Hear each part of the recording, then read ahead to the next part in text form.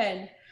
Hola, muy buenas tardes a todos. Les agradecemos su asistencia a nuestro tercer seminario en línea de colaboración con la Agencia de Educación de Texas, TEA, por sus siglas en inglés. Les habla Mariana Antunes, especialista de traducción de Partners Resource Network. Nosotros somos una agencia sin fines de lucro que opera la red estatal de centros de capacitación e información para padres, o PTIs. Estos centros se conocen en Texas como PATH, PEN y TEAM, y son financiados por la Oficina de Programas Especiales del Departamento de Educación de Estados Unidos. Los proyectos PTI brindan a las familias, padres, niños, jóvenes y profesionales capacitación, información, referencias, asistencia técnica individual y apoyo para la obtención de los servicios adecuados. Hoy nos acompaña Cristina Henning, la directora de Servicios Estatales de PRN. Ella nos ayuda con cualquier problema técnico e información sobre cómo tener acceso a estos materiales y otras referencias. Y para la presentación en español del monitoreo de progreso, del reporte de progreso, nos acompaña Daniela Licona de la Agencia de Educación de Texas. Daniela Licona forma parte del equipo de asistencia técnica en el Departamento de Educación Especial en la Agencia de Educación de Texas. Actualmente trabaja con la Red de Coordinación de Padres y SPECTEX.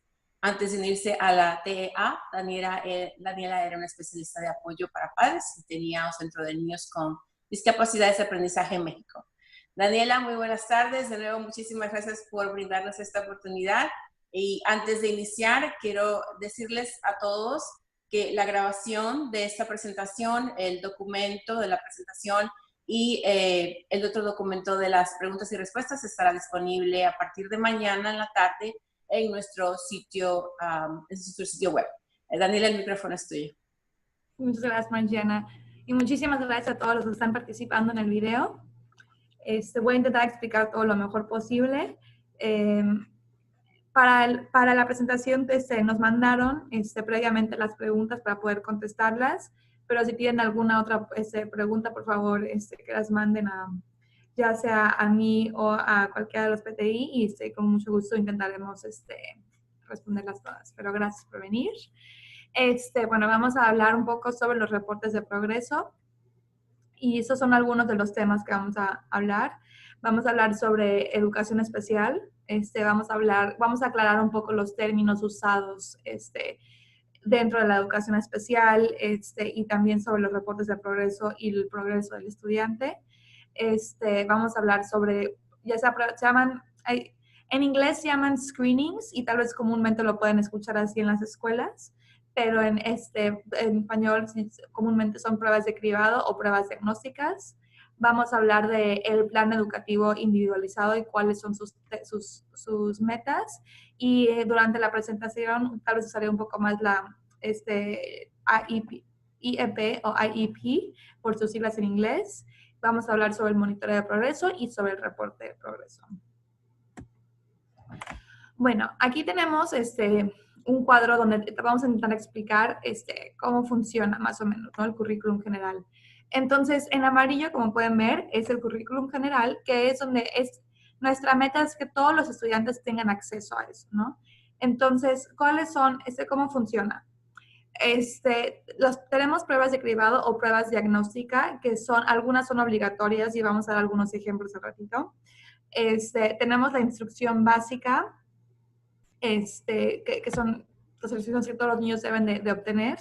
Tenemos el monitoreo del progreso, que todos los niños deben de estar monitoreados por sus maestras, etcétera, tanto en la educación general como en educación especial. Y esto va a generar algunas pautas para ver qué tipo de servicios adicionales podría necesitar un alumno en caso de que sea necesaria. Y ahorita vamos a hablar un poco más de eso. También tenemos apoyos de instrucción en niveles. Entonces, ¿qué es lo que pasa? Si estamos monitoreando el progreso de un estudiante y vemos que tal vez no está avanzando como quisiéramos en ciertos temas, bueno, se puede darle un poco más de apoyo, ya sea nivel 1, nivel 2 o Tier 1, Tier 2, y hasta nivel 3, ¿no? Entonces se van especializando y se van aumentando los apoyos en caso de que sea necesario.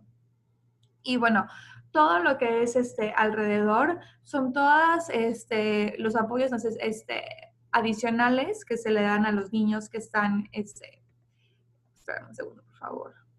Son todos los servicios adicionales que se le da a un alumno cuando están dentro de educación especial.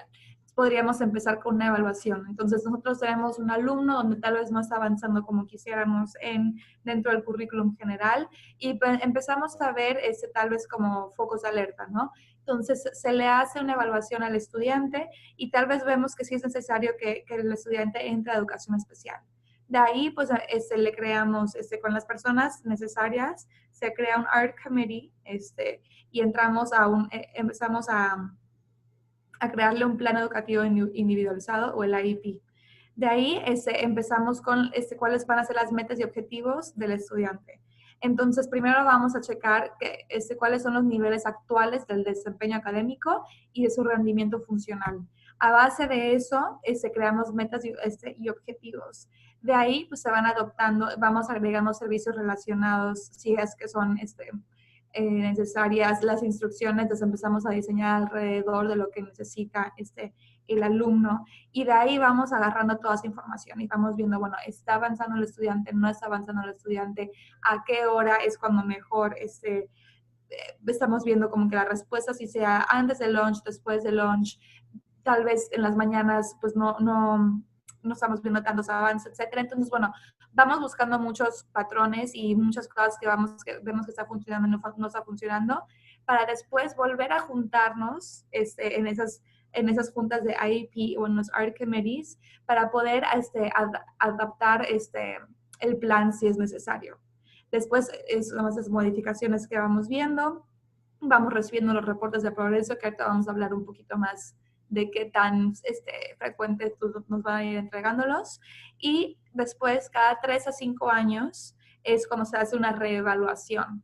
Y eso puede ser antes si es necesario. O sea, sabemos que cada estudiante es único, entonces estos tiempos o términos son como un poco universal, pero dependiendo de la discapacidad o de las necesidades del alumno, todo eso se va adaptando.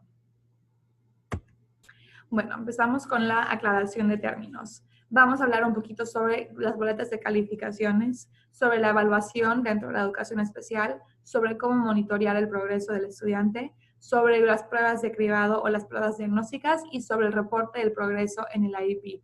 Y si se dan cuenta, tenemos el triángulo verde y el triángulo azul, que tal vez en muchas instancias tanto padres, etcétera, si no tienen la información correcta, podrían confundirlo pensando que es lo mismo, pero son cosas, o sea, la boleta de calificaciones es algo muy diferente y es único al reporte de progreso que vamos a estar viendo dentro de ese plan individualizado del alumno. Bueno, entonces ahorita vamos a platicar un poco más sobre qué es una prueba de cribado y o prueba diagnóstica. A continuación, para la presentación vamos a hablar un poco, la diré más como prueba de cribado, pero que sepan que hay esas dos maneras de decirlo, o screening en inglés, por si lo llegan a escuchar en algún momento. Bueno, entonces, ¿qué son las pruebas de cribado? Es definido como una medida universal administrada a todos los estudiantes por personal calificado para determinar que estudiantes están en riesgo de dificultades de aprendizaje, ¿cómo se llama? Puedan diagnosticarlo, identificar esas variables. Entonces podemos ver como unos focos de alerta, y acabo de ver que no está aquí escrito bien, y ahorita lo cambio, discúlpenme. Pero son como focos de alerta que vamos a ver para ver si el niño ya necesita una evaluación extensa. Entonces, como digo, la prueba de cribado no es una evaluación formal. Simplemente nos va a dar esos focos de alerta que necesitamos para ya poder evaluar al estudiante. Eso no requiere el consentimiento de los padres. Y los estudiantes no tienen que ser reevaluados para condiciones o discapacidades ya identificadas. Entonces, por ejemplo, si hablamos de dislexia, entonces el estudiante, si ya está diagnosticado con dislexia, entonces él no tiene que pasar por la prueba de cribado de dislexia porque ya está diagnosticado con eso. Y bueno, ¿cuáles son los beneficios de una prueba de cribado? Que son económicas, que son breves, que son válidas y confiables y que están hechas por un personal capacitado. Otro ejemplo, aparte de dislexia, podría ser, por ejemplo, escoliosis. En escuelas ya tenemos pruebas de cribado para escoliosis, por ejemplo, para la visión, etcétera. Entonces, como les repito, todos los estudiantes pasan por estas pruebas diagnósticas donde no te necesitan el consentimiento de los padres y nos da muy buena información para ver si una evaluación ya es necesaria.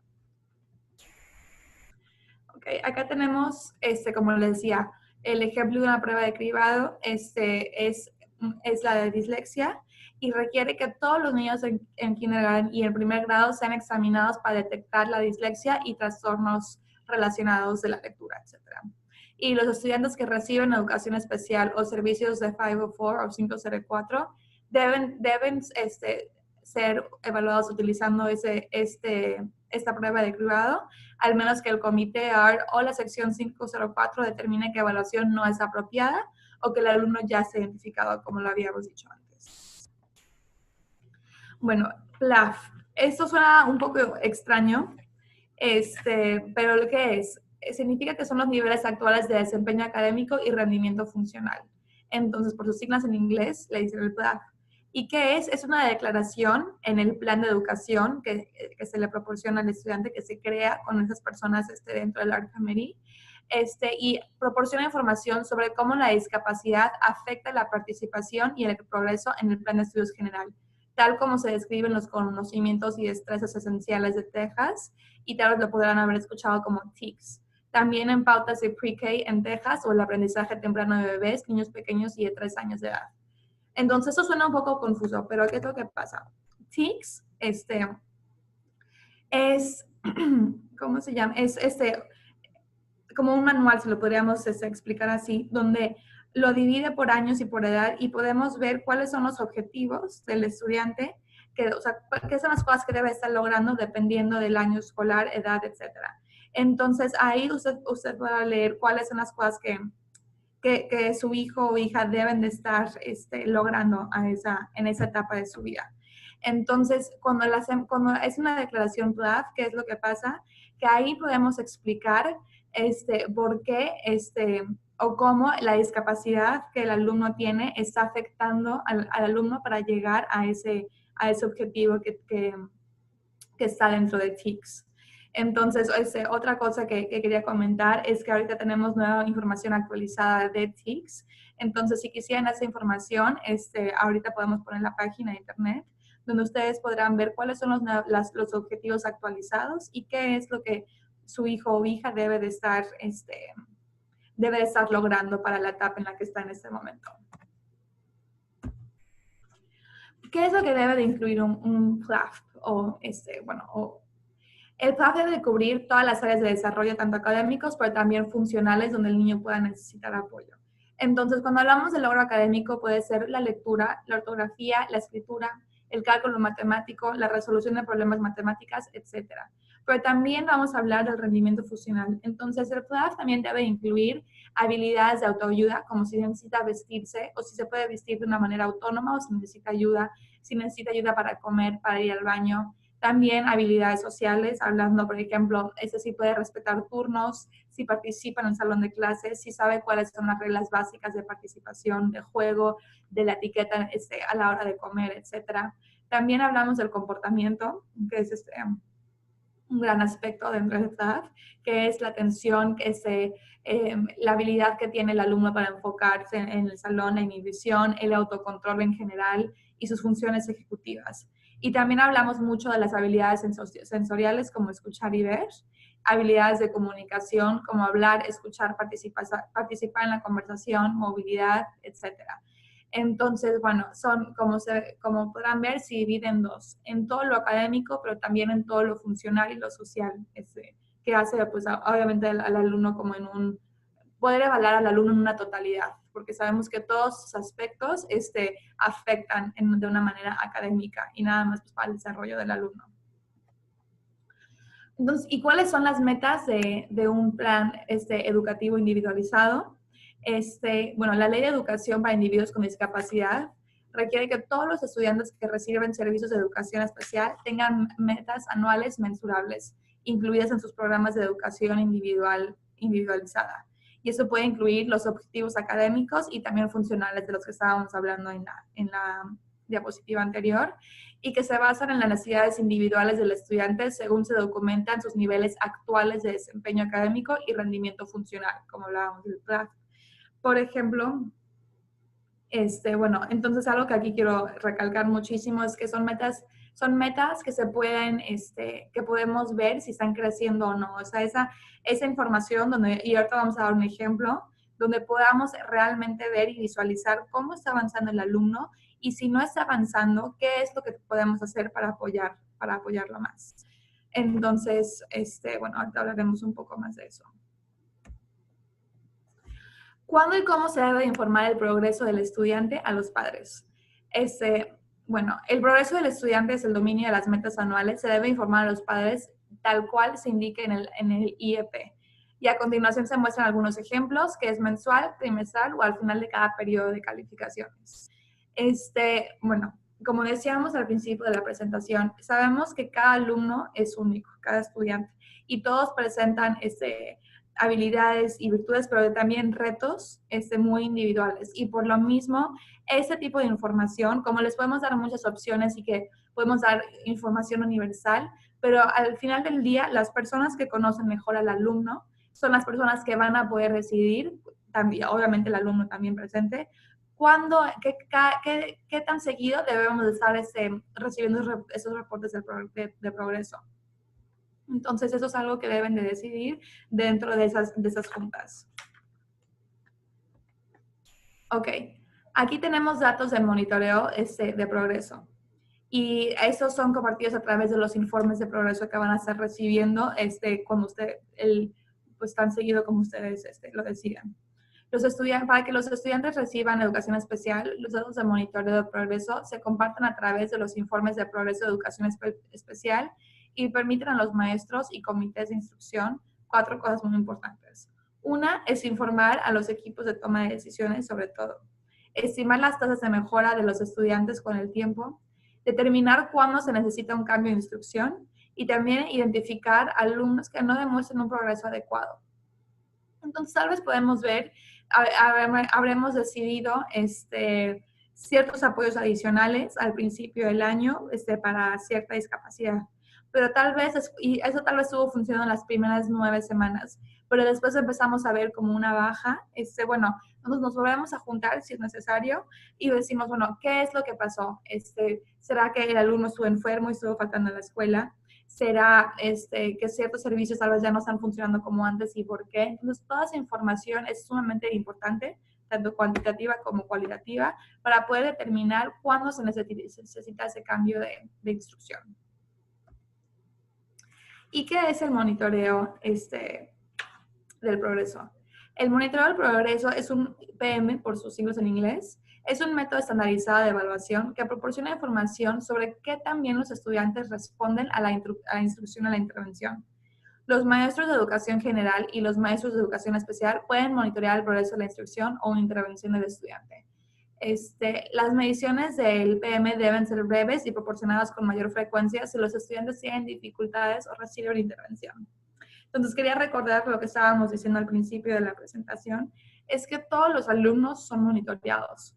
¿Por qué? Porque así es una manera en que nosotros podemos ver o checar focos de alerta de cuando tal vez un niño necesita servicios adicionales. Ahora, si el alumno ya está recibiendo esos servicios adicionales, entonces también podemos, tal vez ahí podría ser, dependiendo del estudiante, si estas mediciones del PM se deben de ser más seguidas para ver qué tanto está funcionando esa intervención adicional o no. Y algo que teníamos que quería aclarar es que la manera en que están monitoreando el progreso no debe ser sacar al alumno por horas y estar monitoreándolo así, sino es nada más, son cosas breves que ahorita vamos a dar un ejemplo, donde lo explicamos un poquito mejor. Estos son algunos ejemplos de cómo monitorean el progreso en las escuelas. Por ejemplo, la fluidez de la lectura oral. Entonces, estamos hablando de tasa y la precisión en la prosodia. ¿Qué significa eso? Que checamos, por ejemplo, la gramática cuando el alumno está leyendo. Entonces, si sabe respetar comas, si sabe respetar puntos, por ejemplo, en la prosodia, si el alumno pues, habla un poco más fuerte cuando hay un signo de exclamación, si sabe cambiar la manera oral, cuando se hace una pregunta, etcétera. Ese tipo de cosas que se pueden monitorear fácilmente son cosas que nos dan una muy buena pauta para saber si el alumno necesita más intervención, si el alumno está como adaptándose bien a los servicios adicionales, etcétera. También tenemos la lista de lectura de una sola palabra. ¿Y qué es esto? Cuando le pedimos al alumno que lea las palabras, hay palabras que son, que para su edad ya debería estar leyendo y tal vez le podríamos dar, tal vez para este año es un poco más bajo, si es necesario, todo depende, como digo, del alumno. Entonces le vamos dando palabras para que el alumno pueda leer y estamos viendo la tasa y la precisión y cómo las dice, etcétera. Entonces ya de ahí vamos viendo qué se necesita. También tenemos MES, que es la comprensión de la lectura, o sea, qué tanto está comprendiendo, porque pues una cosa es poder ya tener esa buena fluidez en la lectura oral, pero está entendiendo lo que está leyendo, entonces es algo que también podemos monitorear. El cálculo matemático también, la ortografía, el habla y el lenguaje en general, entonces qué tan largas son sus oraciones, la gramática, cómo está articulando las palabras, etcétera, la fluidez en la escritura y recuentos de comportamiento. Entonces, cómo está cuando inicia, cómo está cuando finaliza la tarea, los comportamientos. Entonces, esos son muchísimos ejemplos que podríamos usar para monitorear a un estudiante. Y acá tenemos un ciclo de monitoreo del progreso para estudiantes que reciben educación especial. Entonces, vamos a empezar con el comité ART, donde utilizamos esa información objetiva para saber qué es lo que el alumno necesita, ¿no? Entonces, bueno, empezamos con esos servicios adicionales. También tenemos el PLAF, que acuérdense que el PLAF era esa declaración en donde nosotros vemos qué es, cómo debes, ahorita cómo se está desempeñando el alumno en este momento y de ahí vemos cuáles son las metas que se necesitan para que el alumno pueda avanzar. O sea, para qué servicios le vamos a dar y para qué son. De ahí, bueno, son nuestros metas y objetivos. De ahí le agregamos los servicios de apoyos implementados y ahí empezamos ya a reunir ese progreso. Empezamos a monitorear. Bueno, entonces ya que tenemos el PAF, ya tenemos los objetivos y ahora se están implementando, ahora están funcionando sí o no, y luego nos volvemos a juntar y vemos qué está pasando. ¿Está avanzando el estudiante? ¿Está cumpliendo sus metas y objetivos? ¿Sí o no? ¿No? Bueno, ¿qué fue lo que pasó?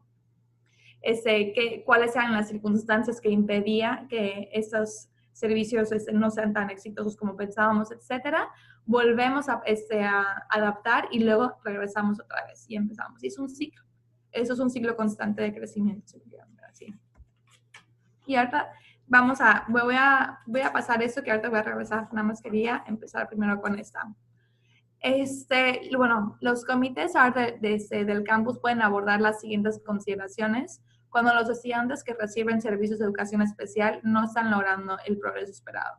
Entonces, bueno, ¿cuáles son las preguntas que podríamos hacer, las consideraciones? ¿Cómo se ha ajustado la instrucción y se han recopilado los datos? Esta es la instrucción centrada en el estudiante. Se puede mostrar el progreso visualmente al comité. Entonces, tenemos los datos objetivos, sí o no. ¿Qué intervenciones se han utilizado y se han implementado realmente con fidelidad? ¿Cómo ha impactado la discapacidad del estudiante su progreso?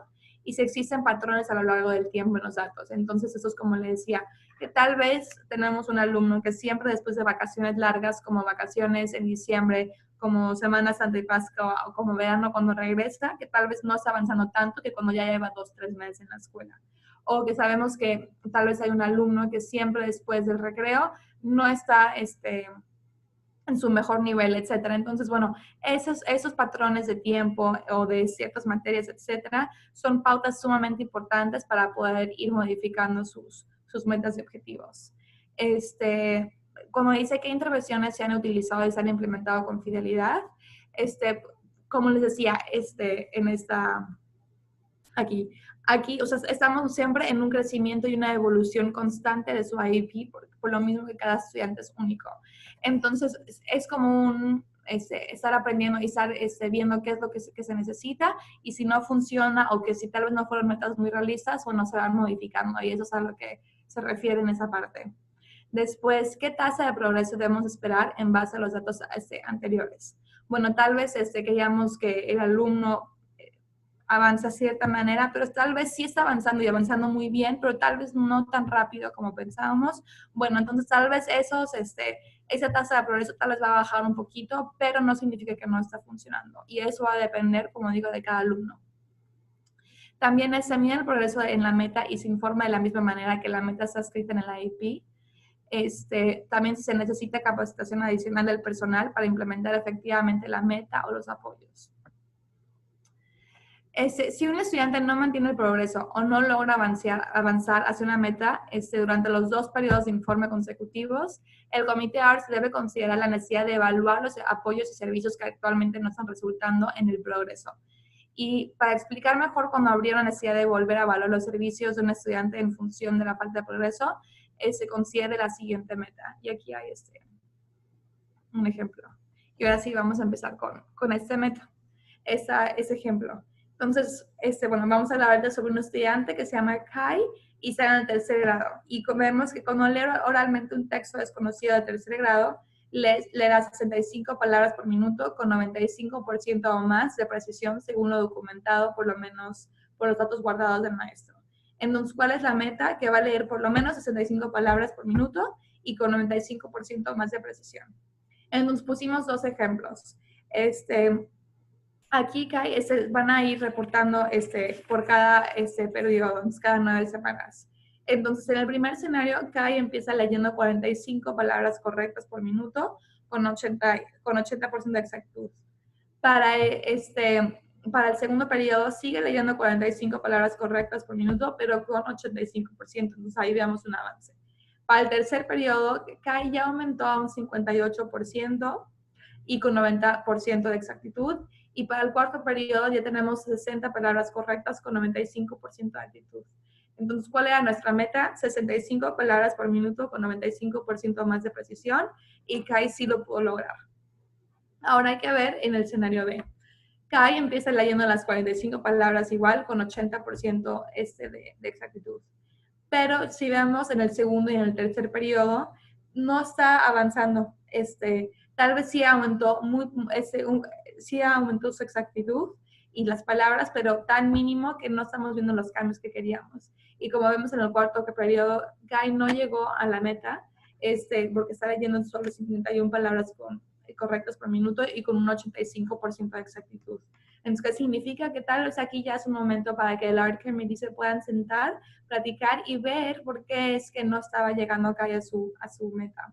¿Será que no estaba yendo a la escuela lo suficiente porque se enfermó, porque tuvo algún problema familiar? ¿Será que, bueno, pueden haber muchísimos factores por la cual no llegó a su meta? Entonces, aquí es lo importante de sentarse todos en una mesa y decidir cuáles van a ser las adaptaciones o los servicios adicionales que Kai tal vez necesite para poder llegar a esas metas.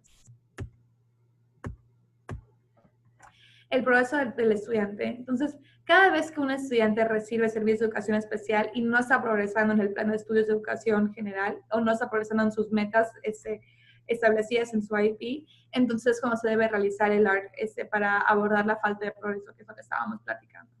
Y de manera similar, si un estudiante no aprueba una evaluación estatal, y por eso nos referimos a la prueba STAR, en cualquier nivel de grado o en cualquier materia, el comité ARC debe desarrollar 2 planes, que puede ser el AIP o AIP, que significa un plan de instrucción acelerada, o un programa intensivo de instrucción como IPI, para abordar cuál fue la falla del estudiante en la evaluación del estado. Y esto se tiene que hacer aunque el estudiante vuelva a realizar la prueba o no.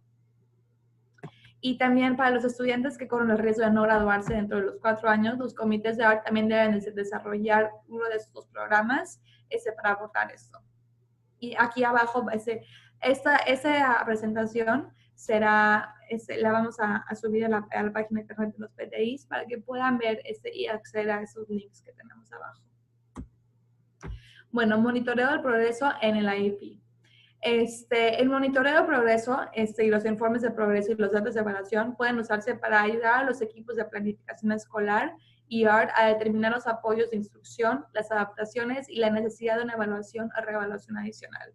Entonces, como estábamos platicando en el ejemplo, Poder estar monitoreando el progreso de los estudiantes es sumamente importante para poder ver esos patrones que hemos estado platicando y ver cuáles son los servicios adicionales que necesita el alumno.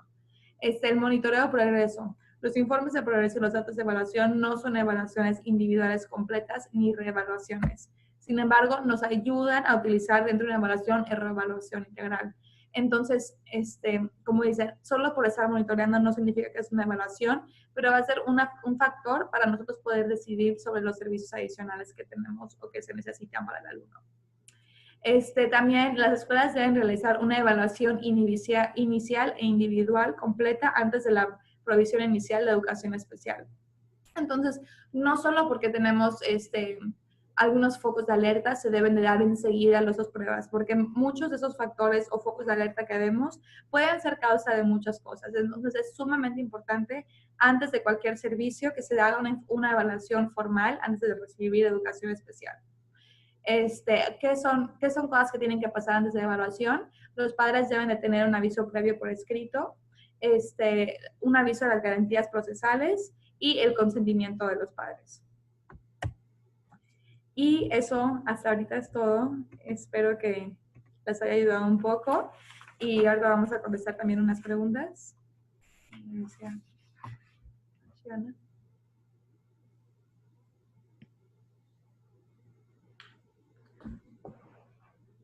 Hola, no sé si me pueden ver ya. ¿Me puedes ver? Sí. Ok, muy bien, muchas gracias. Estaba esperando que Cristina me diera el permiso. Muchísimas gracias a Daniela por toda la información. El tema de monitoreo de progreso es crucial para todos los padres. Entonces, ahora vamos a leer las preguntas que fueron enviadas previamente con respecto a esta presentación.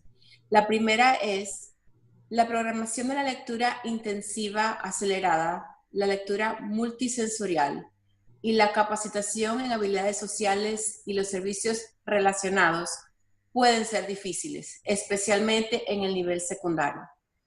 ¿Qué acciones o apoyos puede o está haciendo la TEA al respecto? Bueno, ahorita la agencia estatal recibimos obviamente fondos federales para este tipo de servicios y lo que hacemos es que contratamos servicios y apoyos y redes estatales para que ellos puedan crear tanto folletos como recursos o entrenamientos, etcétera, sobre muchas cosas. Ahorita tenemos un contrato que en inglés se llama Building RTI Collaborative a través de la Universidad de Texas en Austin. Eso está financiado por la Red Estatal de Texas y lo que hacen es que desarrollan cientos de herramientas educativas y de desarrollo profesional gratuitos para maestros de secundaria y preparatoria. También tienen folletos, tienen videos, tienen podcasts, tienen módulos, tienen documentos y muchísimos recursos más que son especializados tanto para padres, pero también tenemos recursos especializados para maestros. Entonces, esto es una gran como red que tenemos donde podremos podremos mandar información sobre eso. Muy bien. La pregunta número 2. ¿Se están considerando los esfuerzos para ayudar a los distritos a encontrar formas y fondos para proporcionar servicios de verano o después de las clases para los estudiantes con inteligencia promedio que están por debajo del nivel del grado y a aquellos que necesitan instrucción de lectura multisensorial adicional? Bueno, en una escuela o en una VA, los fondos que ellos reciben pueden usar hasta el 15% de esos fondos para cualquier año fiscal para desarrollar e implementar servicios coordinados de intervención temprana.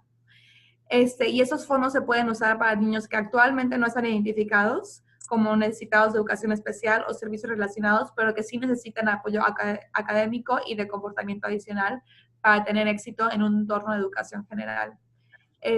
También cualquier escuela que sea identificada por tener desproporcionalidad significativa basada en la raza o en el origen étnico del estudiante debe reservar esa cantidad de la máxima del 15% para usarlo para ese tipo de fondos. Y bueno, más información se va a subir a la página de internet sobre esto. Sí. Nada más les volvemos a recordar que todas estas, a los que nos ven, nos escuchan, toda esta información, el documento de las preguntas y respuestas que estamos desarrollando en estos momentos, va a ser publicado el día de mañana. Pregunta número 3, Daniela. ¿Qué se está haciendo para aumentar el uso de la tecnología y los materiales auditivos de los estudiantes con discapacidades? Bueno, como hablábamos en el primer video colaborativo que hicimos, es que la agencia ahorita acaba de crear, bueno, ya llevábamos 15 años con las mismas redes y ahorita hicimos un rediseño sobre el Departamento de Educación Especial. Y el próximo año escolar, de 2019-2020, va a salir una red colaborativa que se llama TATN. Y lo que hace es que garantice que todos los estudiantes con discapacidades reciban los dispositivos y servicios de tecnología de asistencia cuando sea necesario para beneficiarse de una educación pública y apropiada. Esta red está compuesta por representantes de cada uno de los centros de servicios de educación de Texas y de la Agencia Estatal de Texas. Entonces, como saben, es que tenemos el estado de Texas está dividido por 20 regiones y en cada uno tenemos un servicio educativo. Y bueno, un representante de TATN va a estar en cada región. Entonces, pueden buscar toda esa información en nuestra página de internet. Pueden buscar exactamente a quién contactar y los teléfonos, etcétera, para que puedan recibir la información necesaria dependiendo de la región donde residen. Muy bien. Pregunta número 4. ¿Qué pueden hacer los padres si los equipos de ARD o IEP o los educadores no están dispuestos a aceptar adaptaciones, modificaciones y tecnología específicas? Bueno, el primer paso siempre sería, yo creo, hablar con su maestro o hablar con algún, el administrador de la escuela, etcétera, como el director. Se puede solicitar una junta también con las personas que está compuesta el ARC Committee. Y si no, bueno, hay muchas, o si los padres no están de acuerdo con las decisiones tomadas en las juntas, las protecciones de procedimiento están disponibles y así como métodos alternativos de resolución de disputas. Y bueno, también mañana, que me escucha Cristina mencionar, que se van a subir esos documentos, van a poder encontrar muchísimos enlaces donde ustedes pueden hacer clic y les puede dar muchísima información sobre cuáles son los pasos necesarios cuando no están de acuerdo con alguna decisión o algo, como podría algo generarse como una disputa. Bueno, vemos cuáles son los pasos a tomar y hasta quién deben de contactar para esto. Correcto. Última pregunta. El Centro de Servicio Educativo de la Región 20 y la TEA han desarrollado algunos documentos importantes con respecto al acceso al currículo general. ¿Qué actividades continuarán o comenzarán para educar a los maestros y a los padres sobre estos? Bueno, como nos hablaba de las redes, van a haber 10 redes a partir del próximo año y es la red número 3, se llama Servicios y Prácticas Inclusivas para Mejorar los Resultados de los Estudiantes, y la red 5, que son como las prácticas especializadas para la intervención, proporcionarán modelos efectivos de intervenciones académicas y de comportamiento para los estudiantes, incluidos los estudiantes con discapacidades que tienen dificultades en el currículo general. Todos sus materiales desarrollados se van a difundir a los centros de servicios educativos que les estaba diciendo y donde también van a tener un representante de cada red en cada región. Y esas redes se van a publicar o empezarán el 1 de julio. A partir de eso ya podrán ver por lo menos la información más actualizada y los recursos nuevos que están por salir de la agencia. Muy bien. Muchísimas gracias, Daniela, de nuevo. Finalmente, llevamos ya 3 seminarios de colaboración con la TEA. Estamos muy contentos, pero sobre todo agradecidos de que nos permitan llevar esta información a la mayoría de los padres en Texas que de otra manera no tendrían acceso. Muchísimas gracias a ustedes. Estamos felices de hacerlo y de verdad cualquier cosa que podemos hacer para difundir la información, nosotros somos felices. Entonces, gracias. Muchísimas gracias. Christina, I think we can show now the next slide for what's coming.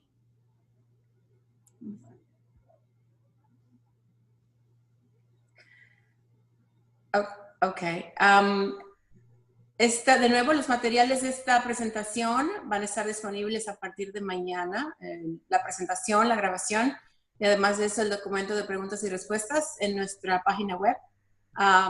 Para aquellos que estén interesados, nuestro siguiente seminario en línea de colaboración con la Agencia de Educación de Texas, TEA, sobre el año escolar extendido, en inglés es ESY, y este va a ser el 30 de abril a las 2:15 en inglés y a la 1:15 en español.